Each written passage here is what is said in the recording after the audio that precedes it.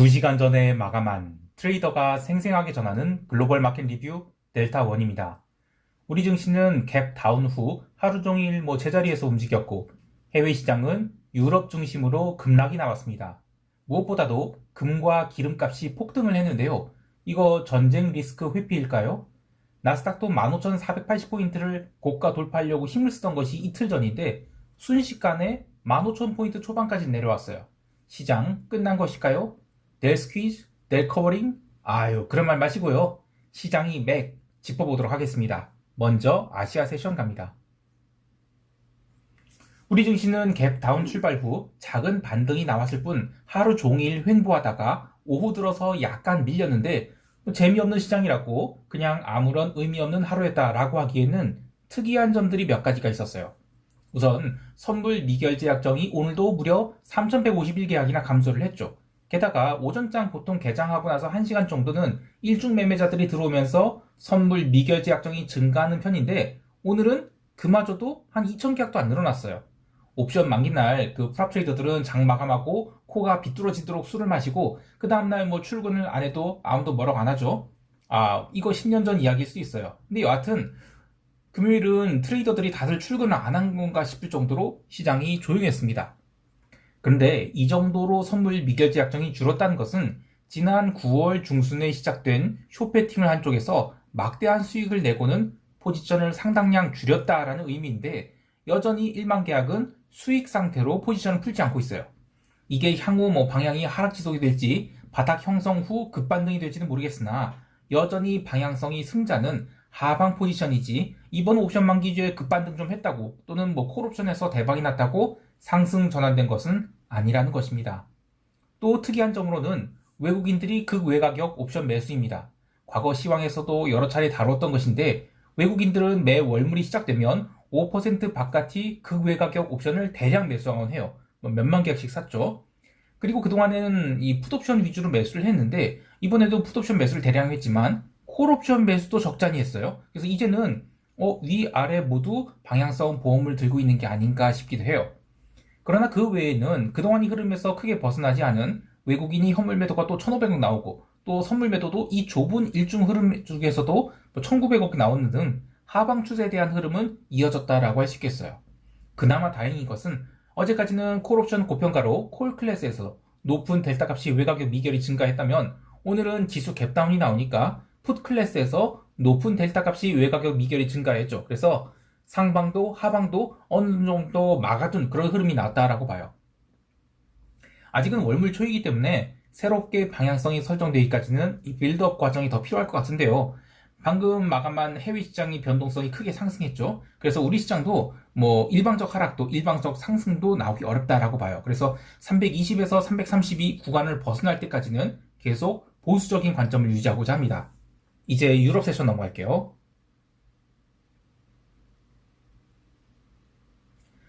유럽 세션에서 여러 가지 이야기가 나오고 있지만 가장 큰 이슈로는 유로스탁스 변동성이 드디어 종가상으로 20포인트를 넘겼다는 것입니다. 그것도 9월 하순에 한번 변동성이 폭발한 뒤 계속해서 20포인트 구간에서는 저항을 맞았죠. 아무리 주말 전쟁 확전 리스크가 있다라고 하지만 종가 고가로 변동성이 20포인트를 넘겼다는 것은 의미가 있습니다. 차트를 보면서 설명드리죠. 제가 차트를 안 띄워놨네요. 이거 커런시가 아니지.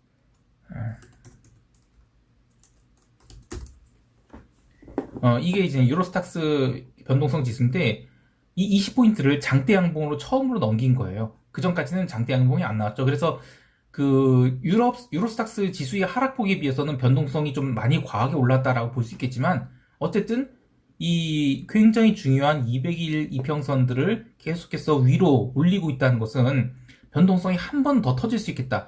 이 정도가 아니라 요 정도까지도 한 번 오버슈팅이 나올 수 있겠다. 이런 생각이 들어요. 뉴스플로우로는 확전 리스크가 있다라고 해서 주식시장이 하락했다고 하지만 트레이더의 관점에서 보면 자연스러운 기술적 조정에 불과하다고 할 수 있겠어요. 상승 추세를 보고 있는 트레이더라면 오늘이 음봉에 대해서 눌림 시 매수를 아주 자연스럽게 외칠 수 있다라고 보는데 결정적인 변수가 있죠. 이 변동성이 20포인트가 넘긴 것은 이따가 미국 세션 이야기할 때 부연하겠지만 지수 하락폭에 비하면 변동성 증가가 더 큰 거예요. 자, 그리고 또 다른 관점에서 본다면, 이것도 차트를 보면서 말씀드리죠.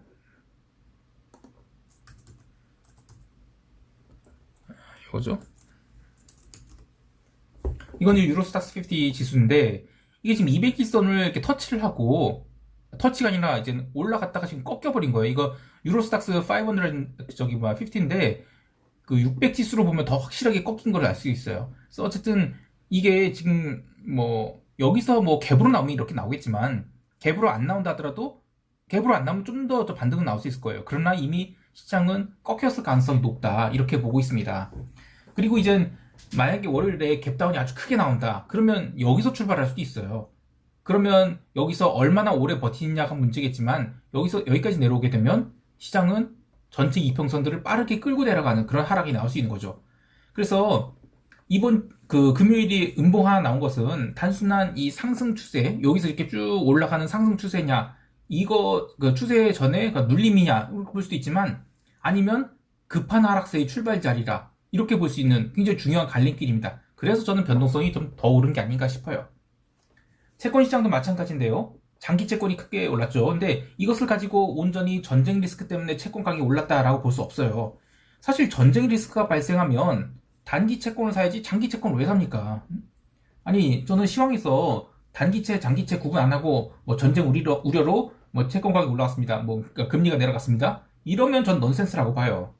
또 이 장기 채권이 오른 것도 전일이 낙폭을 상당량 회복한 건 맞지만 유가나 뭐 금 가격, 유가 5% 올랐죠? 금은 3.4% 올랐죠? 이런 거에 비하면 장기 채권은 오른 것도 아니죠.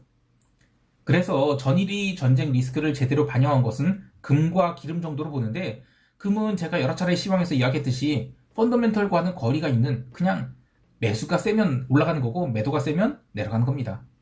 9월 마지막 주부터 금 가격이 1823달러까지 스트레이트 하락한 것도 저는 수급에 의한 포지션 정리였다고 봐요.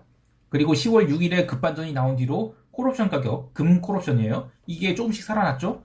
그리고 이제 주말을 앞두니까 제대로 콜 감마가 폭발하면서 골드 외가격 콜옵션이 하루 만에 1000%가 넘는 시세가 나왔어요.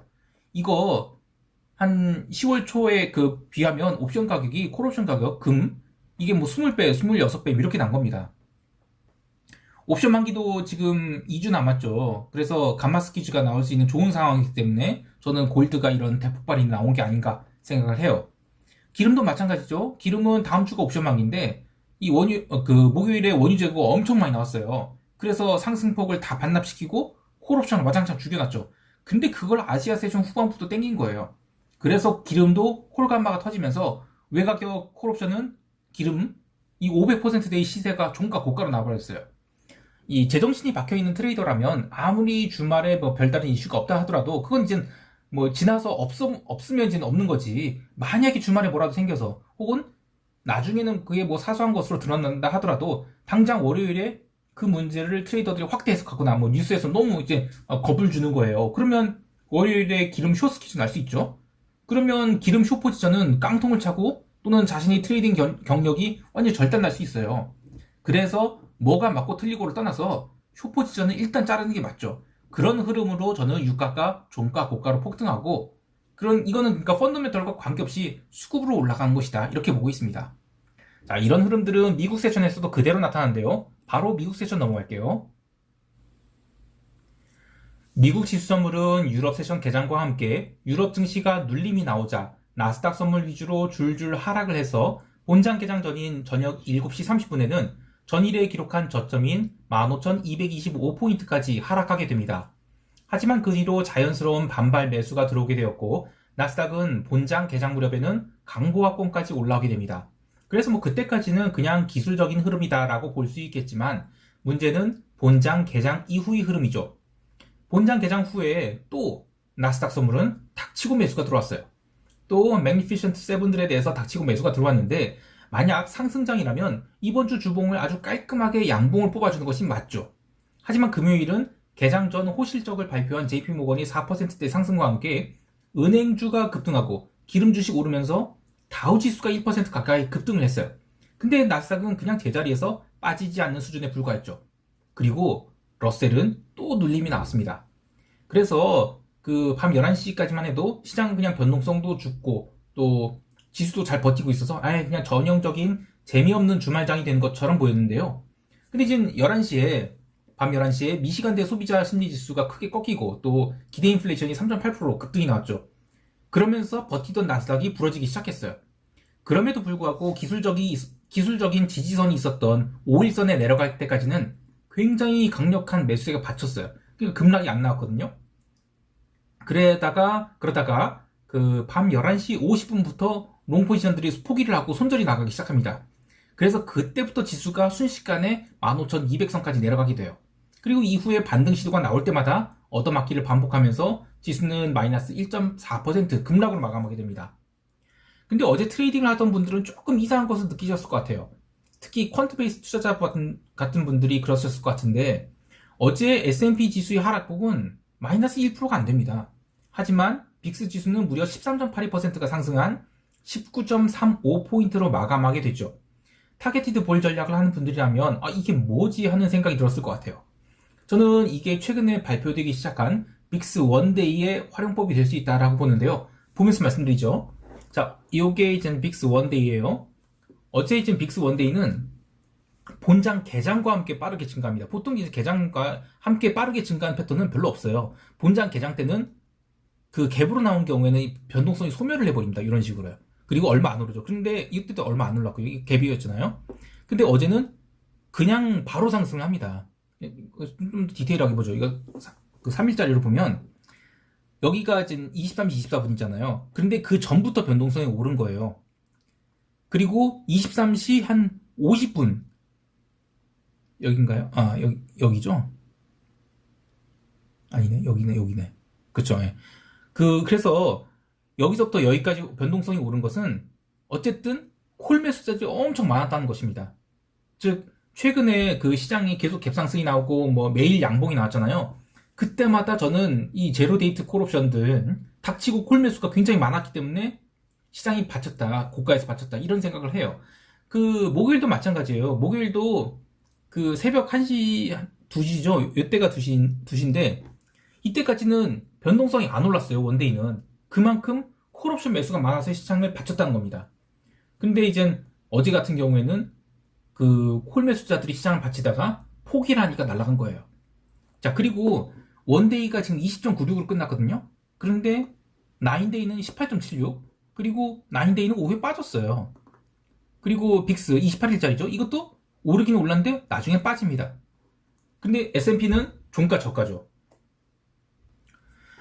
이렇게 변동성이 기간물을 보면 단기물이 제일 높고 장기물이 그보다 낮은 것을 보면 이것은 당장 주말에 큰 이벤트가 있을 것이라서 단기 변동성 위주로 떴다.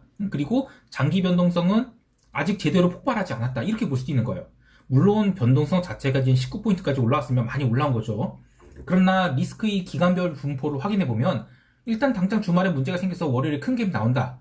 그래도 여전히 주요 지수는 최근 반등 자리를 중심으로 결국에는 박스 내에서 움직이지 않을 것이냐 이렇게 보는 것 같아요. 나스닥으로 따지면 15,000포인트를 중심으로 15,400에서 14,600 이 박스인 것이죠. 자, 결론을 내면 상승 갭이 나온다 하더라도 하루짜리고 또 하락 갭이 나온다 하더라도 갭이 나오면 그게 전부일 것이라는 겁니다. 하지만 또 다른 의견도 있죠. 지난 2주간 시장은 이 오후 장마감 앞두고 계속해서 저가 매수가 들어와서 아리꼬리를 달든지 아니면 종가 고가로 마감했는데 오늘은 전혀 그러지 못하고 사실상 종가 저가로 마감했어요. 자, 그러면서 최근 상승이 주도주 역할을 했던 나스닥 대형주들이 의미있게 눌렸는데요. 이 10월 이후로 SPX와 SPW 괴리율, 제가 이거 계속 강조하고 있죠. 어디냐. 요거죠.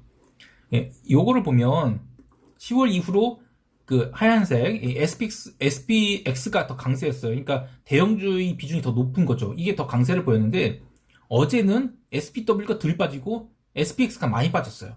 그 얘기는 뭐냐면 그 최근에 신고가를 경신했던 구글, 메타, 브로드컴, 어도비 같은 이 시총 상위 10등 중에서 그 아래쪽, 그러니까 7, 8, 9, 10등짜리들 요게 신고가를 경신했다가 꺾였거든요. 그러면 이 1, 2, 3, 4, 5등은 이미 신고가를 경신하고 한참 내려와 있는데 나머지 이 그 중하위, 그러니까 10등 중에서는 중하위들이 이제 꺾였단 말이에요. 고가치고. 그럼 이제 시장 완전히 끝난 거 아닌가 이런 생각이 드는 거예요. 마지막으로 개별주 좀 보면 이 파페치가 드디어 1.63달러까지 하락을 했습니다. 야, 깝깝하죠. 이제 시총이 6억 4천 달러 수준까지 내려갔는데 1조도 안 되는 거예요. 살살 기대가 됩니다. 이게 실적 발표가 11월 17일인데 시장 분위기가 계속 안 좋으니까 뭐 언더슈팅이 나올 수 있다고 보고 계속 기다릴 거예요. 참고로 파페치는 준비디오나 뭐 넷플릭스처럼 코로나 시절에 어마어마한 상승이 나왔다가 완전히 박살난 주식이지만 그래도 저한테는 여러 차례 효자 노릇을 해준 종목인데 올해 시장을 누르면 누를수록 저는 기술적 반발 매수대도 얼마든지 나올 수 있다라고 보기 때문에 저는 더욱 눌러주길 기다리고 있습니다. 자, 이제 시장 총평하면서 대응 전략 이야기할게요. 저는 이 파페치 다 청산하고 나왔어요. 지금 없어요. 안 갖고 있어요.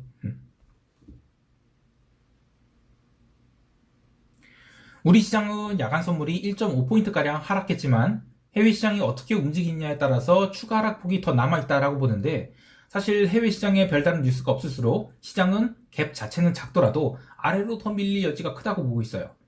연말이 갈수록 시장은 계속해서 하방 압력을 받을 것으로 생각하는데요. 이미 200일선을 깼다가 올라온지라 글로벌 시장이 YTD 수익률을 차례차례 반항하기 시작한다. 그러면 우리 증시는 자 볼까요? 요걸로 보죠. 요게 이제 우리 코스피 200인데 저는 이 300까지 이게 YTD 반납하는 거예요. 300까지는 얼마든지 내려올 수 있다 이렇게 보고 있는데 근데 그 궤적이 일방적이냐 또는 등락을 거듭하냐 이건 또 별개의 문제겠지만 위로는 340선 아래로는 300선 이하로도 열려있다라고 보고 있습니다. 해외 시장에 대해서도 부정적 관점이 여전합니다. 특히 엔화 옵션을 잘 보고 있는데 제가 엔화 콜 옵션을 6,850 그리고 6,800으로 매수한 뒤에 지금 옵션 가격이 제법 쭈그러들었습니다. 근데 최근 10거래일 동안 이 JGB 10년물이 바닥에서 꽤나 강하게 치고 올라왔기 때문에 이 포지션이 뒤집히는 순간 그때부터는 엔화가 이거 150엔이 바닥이라는 컨센서스가 생기면서 그 다음부터는 엔화 콜옵션이 아주 큰 효자가 될 것으로 보고 있어요. 나스닥 선물 매도 포지션은 여전히 4개 보유 중인데 다음 주에 반등이 나올 경우 또 숏을 늘릴 것입니다. 이번 주가 특히 어려웠던 것은 펀더멘털을 무시하는 강력한 매수세가 스트레이트로 유입되면서 오버슈팅을 만들었기 때문인데요. 금요일 시장처럼 종가에 받치는 매수세가 더 이상 나오지 않는다. 그러면 이제 일방적 매수 수요가 멈춘 것일 수도 있죠. 따라서 이틀간의 음봉은 그냥 의미 있는 음봉이라 보고 반등 시 숏을 계속 늘리도록 하겠습니다. 물론 급락이 나와서 15,000포인트 깬다면 더 이상 늘리지 않고 포지션 그대로 홀드해갖고 14,600 혹은 그 이하를 보러 간다라고 생각하고 밀어붙일 것이고요. 러시아 우크라이나 전쟁이 발발하고 나서 하루에 지금 계속 몇백 명씩 죽어나갔는데 이제 중동에서도 전쟁이 시작됐고 세상이 참 살벌하게 돌아가고 있다는 생각이 들어요. 시장에서 돈을 번다는 게 그 어느 때보다도 어렵게 느껴지는데요. 부디 자산을 잘 관리하셔서 올해 장사는 그렇다 하더라도 내년에 제대로 수익을 낼 수 있도록 생존 모드로 올해를 넘기실 수 있기를 바랍니다. 지금까지 델타원이었습니다. 감사합니다.